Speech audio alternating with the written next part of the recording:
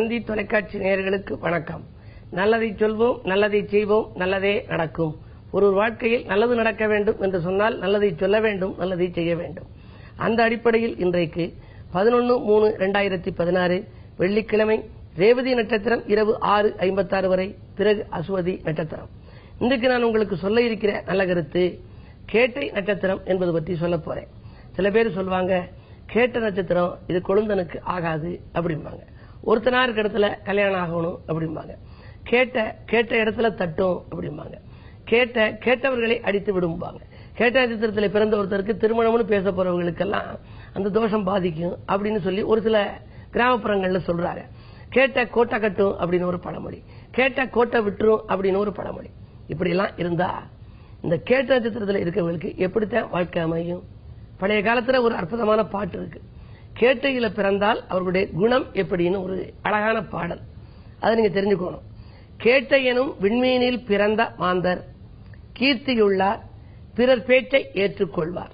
யாரும் சொன்னா ஏற்று சொல்ல மாட்டாங்களாம், பிறர் பேச்சை ஏற்றுக்கொள்வார். வாட்டத்தை போக்குவதற்கு வழி உரைப்பார். யாரேனும் ஒரு ஆறுதல் கேட்டா அதுக்கு வழி சொல்வார்கள். வலிந்து சென்று உடன்பிறப்பிற்கு உதவி செய்வார். கூட பிறந்தவர்கள் மேல அதிகமா பாசம் இருக்குமா, வலிய சென்றே உதவி செய்வார்களா. அவர்கள் உதாசீனப்படுத்தினார் கூட இவர்கள் போய் உதவி செய்வார்களாம். கேட்டவுடன் கொடுக்கின்ற குணத்தை பெற்றார். நம்ம எதை கேட்கிறோமோ உடனே உதவி கேட்டா உடனே செய்யக்கூடிய ஆற்றலை கொண்டவர்கள். கேட்டவுடன் உதவுகின்ற கொடுக்கின்ற குணத்தை பெற்றார். கெஞ்சுவது பிடிக்காது. யார்ட்டையும் கெஞ்சி பேசணும் அப்படின்னு அந்த எண்ணம் இருக்காதான். கெஞ்சுவது பிடிக்காது, பக்தி கொண்டார். ஆற்றலுடன் கோட்டை கட்ட வேண்டுமென்றால், இந்த கேட்ட கோட்டை கட்டும் பழமொழி இல்லையா, அப்படி அவர்கள் கோட்டை கட்ட வேண்டும் என்றால் அமைந்திருக்கும் புதன் வலுக்க வேண்டும் என்பார். கேட்டை என்பதற்கு உரிய கிரகம் எது? ஆயில்யம், கேட்டை, ரேவதி புதனுக்கு உரிய கால். ஆகையினாலே புதன் ஜாதகத்திலே வலுப்பெற்றிருக்க வேண்டும். கேட்டையிலே ஒரு பெண் பிறந்தாலும் சரி, ஒரு ஆண் பிறந்தாலும் சரி, புதன் வலுவாக இருந்தால்தான் அவர்கள் மண்கோட்டையை கட்ட முடியும். இல்லை என்றால் மனக்கோட்டை தான் கட்ட முடியும். அந்த கட்டிய கோட்டையால் பலன் இல்லை. கனவு கண்டாலும் அந்த கனவு நனவாக வேண்டும். எனவே கேட்டையிலே பிறந்தோம், நாம் கோட்டை கட்டி விடுவோம் என்று நினைக்கக்கூடாது. அப்படி கோட்டை கட்டக்கூடிய ஆற்றல் ஜாதகத்தில் இருக்கக்கூடிய செவ்வாயும் நன்றாக இருக்க வேண்டும், புதனும் பலம் பெற்றிருக்க வேண்டும். இப்படியெல்லாம் மற்ற கிரக அமைப்புகளும் இருந்தால்தான் அந்த பழமொழிப்படி அவர்கள் வாழ்க்கை அமையும். எனவே கேட்டையிலே பிறந்தால் நீங்கள் அதற்காக கவலைப்பட வேண்டியதில்லை. கேட்டை என்பது இப்படியெல்லாம் கோட்டை விட்டு விடுகிறதே, என்ன வழிபாடை மேற்கொள்வது என்று நீங்கள் சிந்திக்கலாம். நீங்கள் என்ன செய்ய வேண்டும் என்று சொன்னால், அதற்குரிய அதிபதியானவர் புதன்.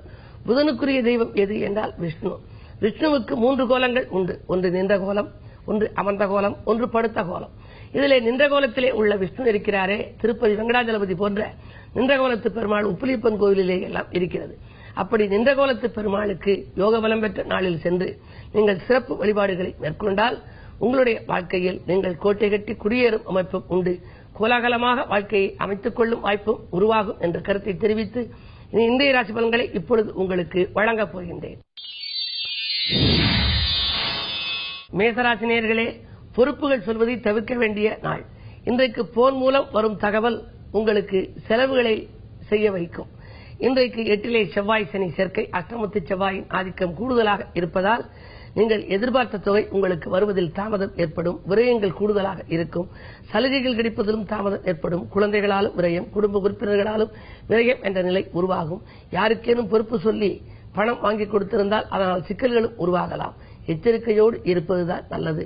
மேலும் வழிபாட்டில் கவனம் செலுத்துங்கள். உங்கள் வாழ்க்கை பாதை நன்றாக அமையும். ரிஷபராசி நேயர்களே, கொடுத்த தொகை தானாக வந்து சேரும் நாள். யாருக்கேனும் நீங்கள் கைமாற்றாக தொகை கொடுத்திருந்தால் அது இன்று தானாகவே வந்து சேரும். கூடுதல் லாபம் உங்களுக்கு தொழிலிலும் கிடைக்கும். வாங்கல் குடுக்கல்கள் ஒழுங்காகும். நண்பர்கள் ஒத்துழைப்போடு நல்ல காரியம் ஒன்றை செய்து முடிக்கப் போகின்றீர்கள். புதிய பங்குதாரர்களை தொழிலிலே சேர்த்துக் கொள்ள வேண்டும் என்ற எண்ணம் வைத்திருப்பவர்கள் இன்றைக்கு புதிய பங்குதாரர்கள் வந்து இணைய வாய்ப்புகள் உண்டு. அது மட்டுமல்ல, 10லே கேது இருப்பதால் இன்றைக்கு புதிய தொழில் தொடங்கும் வாய்ப்புகளும் கூட ஒரு சிலருக்கு உருவாகலாம். முதலீடுகள் செய்யும் அளவிற்கு முன்னேற்றம் கிடைக்கும் அளவிற்கு ஒரு பெருந்தொகை ஒன்று வருவதில் இருந்த தடை அகலும் நாள் இந்த நாள்.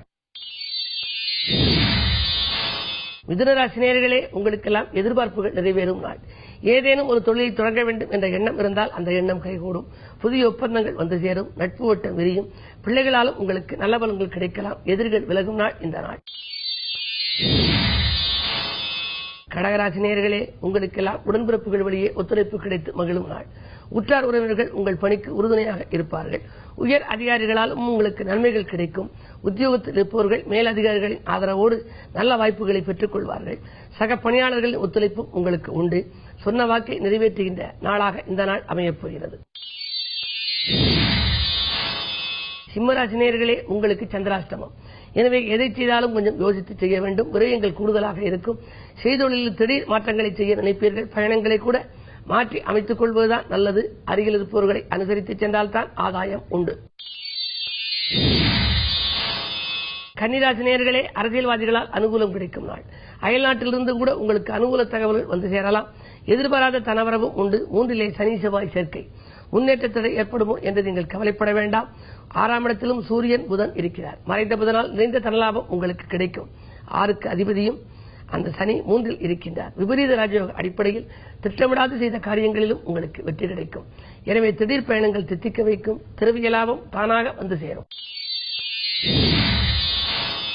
துலாம் ராசி நேயர்களே, அதிகாரிகளின் ஆதரவு கூடும் நாள். ஆதாயம் தரும் காரியம் ஒன்றில் அதிக அக்கறை காட்டுவீர்கள். வாங்கல் கொடுக்கல்களில் இன்றைக்கு சிறப்பாகவே இருக்கிறது. வெளிவட்டார பழக்க வழக்கம் விரிவடையும். சுபகாரிய பேச்சுக்கள் நல்ல முடிவுக்கு வரும். வீட்டு தேவைகள் பூர்த்தியாகும் நாள் இந்த நாள். விருச்சிக ராசி நேயர்களே, சந்தித்தவர்களால் சந்தோஷம் கிடைக்கும் நாள். தக்க சமயத்தில் நண்பர்கள் கையெடுத்து உதவுவார்கள். நண்பர்கள் ஒத்துழைப்போடு நல்ல காரியம் ஒன்று இல்லத்தில் நடைபெறும். அஞ்சல் வழியில் கூட அனுகூல தகவல் உண்டு. மருத்துவ செலவுகள் குறையும். மாற்றங்கள் விரும்பும் விதத்திலே அமையப் போகின்றது. விஐபிக்களின் ஆதரவோடு உங்கள் விருப்பங்கள் நிறைவேறும் நாள் இந்த நாள். தனுசு ராசி நேயர்களே, உங்களுக்கெல்லாம் தெய்வீக சிந்தனை மேலோங்கும் நாள். திருமண வாய்ப்புகள் கைகூடி வரலாம். அது மட்டுமல்ல, இன்றைக்கு உத்தியோக உயர்வு பற்றிய தகவலும் உங்களுக்கு வந்து சேரும்.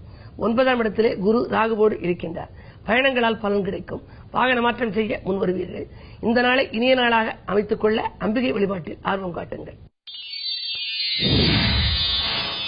மகர ராசி நேயர்களே, அஷ்டமத்திலே ராகு குரு சஞ்சாரம்.